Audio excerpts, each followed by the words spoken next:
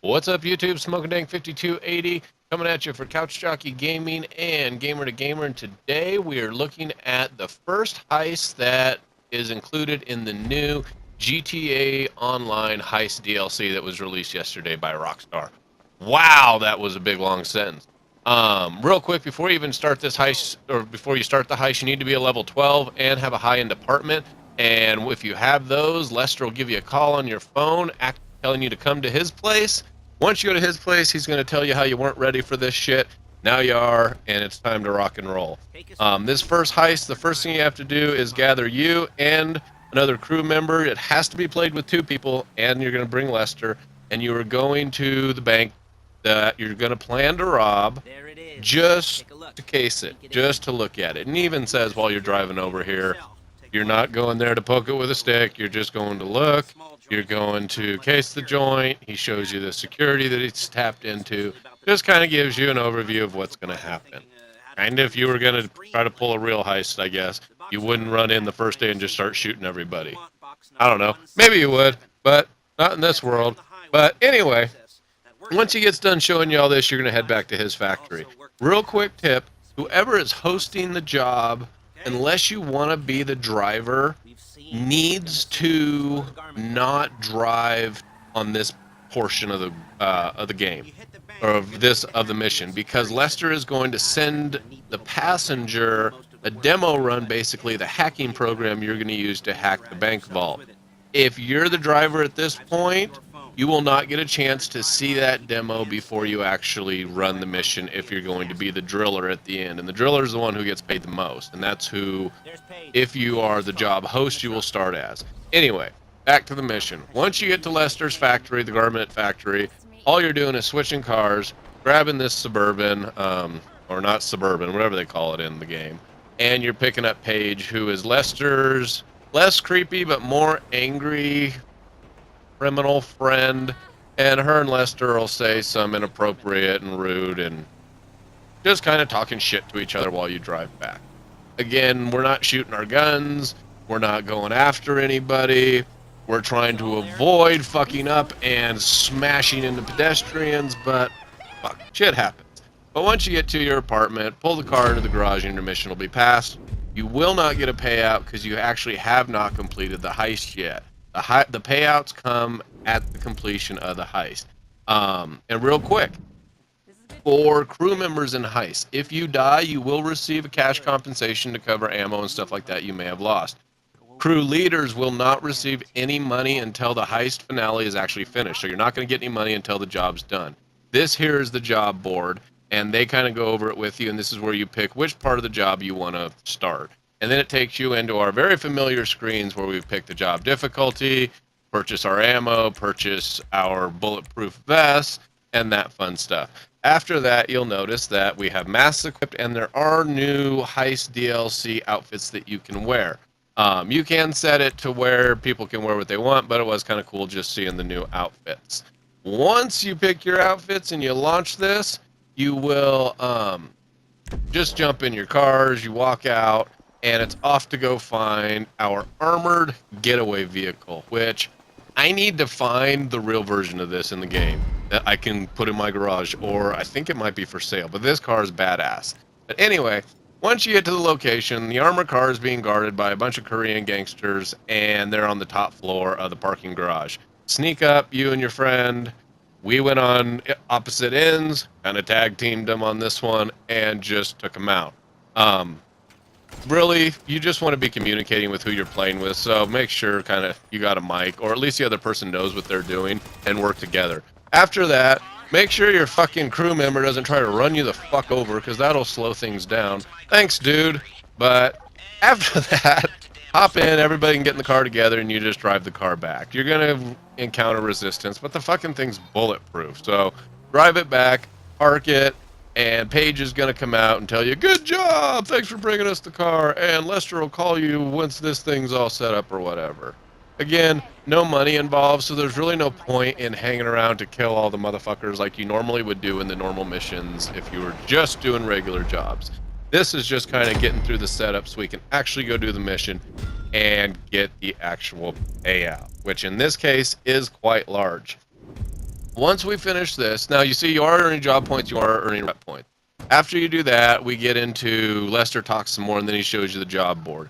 And this is where you make the final determinations of who's going to be doing what role and who's getting paid what. The leader chooses the roles. The leader also chooses the cuts. So if you're a shitty driver, or you're fucking dying a lot, or you're just causing bullshit, the leader can go, you know what? I'm cutting you down by 10%. Fuck off. You're causing us more trouble. Because if you die, the mission's over. That's the thing. You get one death in these right now. And that can be fucking frustrating, especially as a leader when you're putting money on the line and you're like, I got 40 grand. I got 60 grand tied up in this. What the fuck? Quit dying so we can do this so I can get some money back. Anyway, I digress. After all this, you start the job, jump into your cars, and you're driving back to Lester's to pick up the fucking armored car. He couldn't bring it to you. You had to go to his house to pick it up from under the bridge.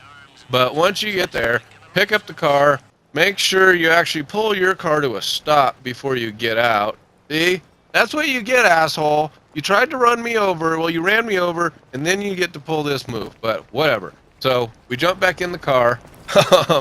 And first-person mode in this car just doesn't fucking work with all the bulletproofing. When you're driving, Lester will send you the actual hacking program, at which point you're going to do this little mini game, and you're going to run through all these little mini puzzles.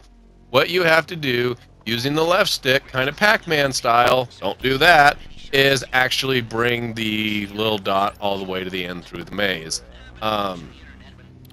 This one was easy, but you will have a bunch of these you have to complete while you're driving. I think it's 3 or 4.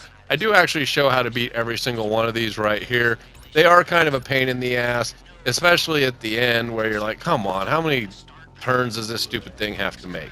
But once you get done with all of them, it ends up opening up the circuit and you can hack into the vault and open the vault door.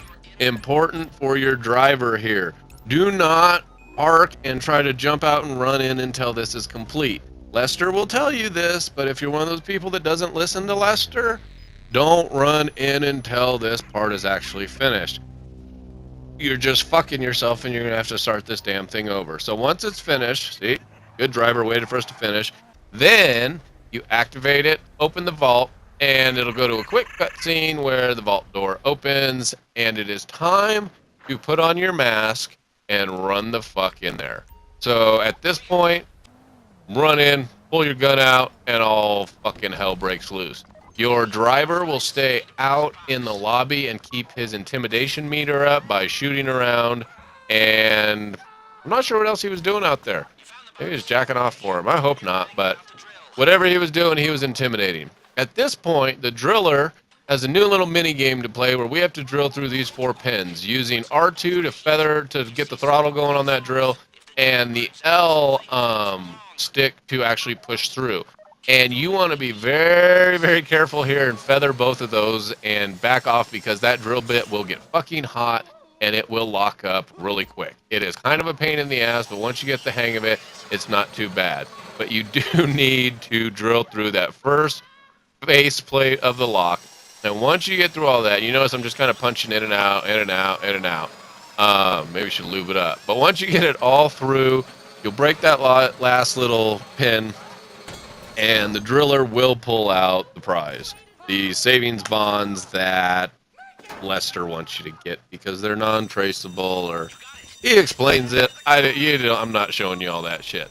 After that, it's just a quick run from the cops, and I will tell you this. Stay on this road. Do not try to lose them in the hills. Do not try to turn around. Follow the navigation path. There will be roadblocks. There will be cops coming at you. The main point is just to get past them with taking as little damage as possible. Because once you get to the end, that cargo bob is on your side. And there you go. Which was kind of cool. I'll give it to Rockstar. That was a fucking awesome ending to the first heist. I was not expecting to be blown away on the bottom of a cargo bob. It was cool. At the end of it, it was like, shit, yeah, that was really, really fucking fun. So you meet with creepy Lester, and then he pays you out. And I'm impressed. I had a good time with the first heist. Other than connectivity issues, I'm having a good time with this DLC. If you liked the video, go ahead, give us a thumbs up. For more videos, go ahead and hit that subscribe button down there. Don't forget to check the links in the description for the Gamer to Gamer community and our Couch Jockey Gaming blog. And again, thanks for watching. We'll be back again soon. Some more heist videos, some more GTA 5 videos, definitely some more Dragon Age videos for you guys that keep requesting that stuff. And look at that fucking payout, $186,000 for one shitty little mission. It's awesome. I love it. I'll be rich. Thanks for watching.